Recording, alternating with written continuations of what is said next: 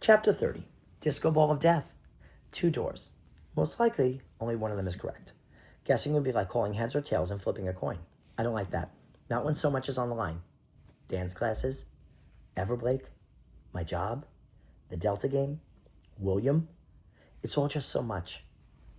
My brain chugs and whirs and flashes through all the escape rooms West, Hannah, and I have ever done. Suddenly an idea comes to me. Maybe we don't have to pick a door after all. Okay, I think I have a plan. For this to work, we'll all need to do something different. Hannah, you put on the harness and go up to the trapdoor in the ceiling. Your balance is better than mine and West's, so I need you to stand on the steps and make sure the door doesn't close. I hold my hand out, gesturing for West to give me the flashlight. Jam this in if you have to. Okay, she says, a note of confusion in her voice. What are you two going to do? I'm going to climb up to the door in the wall and see if there's a keycard reader. West is going to stand between us on the steps, so he either climbs up or down when I give him the cue. When neither one of them say anything, I continue. I don't trust C.K. Goodson, and I know you don't either. I stopped talking, thinking that this house might not have been the best, most fun, but it's been a learning experience. I learned that not everyone is like William Taters. He wants to have fun and watch other people have fun. But C.K. Goodson wants money and power, and they obviously don't care how they get them, even if it means not playing fair. This house feels like them. Bad. Wes scratches his head and then says, you're afraid if we pick the wrong door, it will trigger the other exit to lock. Exactly, so just be ready to move fast, okay, I ask? Yeah, but you guys won't have a harness, Hannah says. And for once, she doesn't seem confident. I look from her to West. I know, but we won't be up as high as you. The flooring here is rubbery too. If we fall, which we won't, we'll be a little banged up, but okay. What I don't say is that there isn't much choice. The voice didn't tell us we need to go one at a time, so we're not going to. But you don't like, Hannah starts. I'll be fine, I say quickly, cutting her off.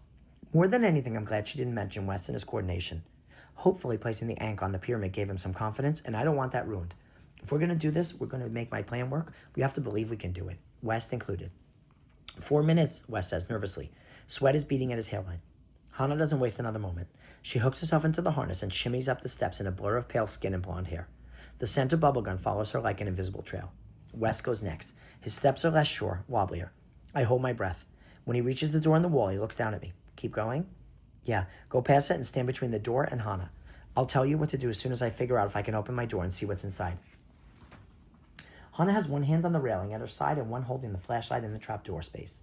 Wes is perched below her, his hands gripping the railing so tightly I can see his knuckles whitening.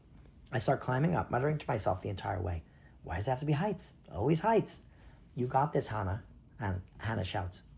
You got this, Sarah, Hannah shouts. I nod to myself. My legs are rubbery and I feel weak.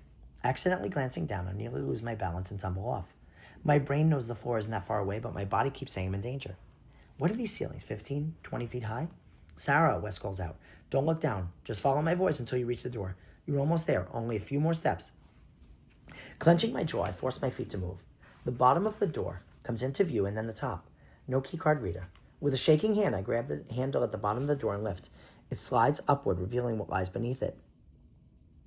I gasp. This door does not lead to the prize. It leads to a vortex tunnel. Is this the same one we barely escaped earlier?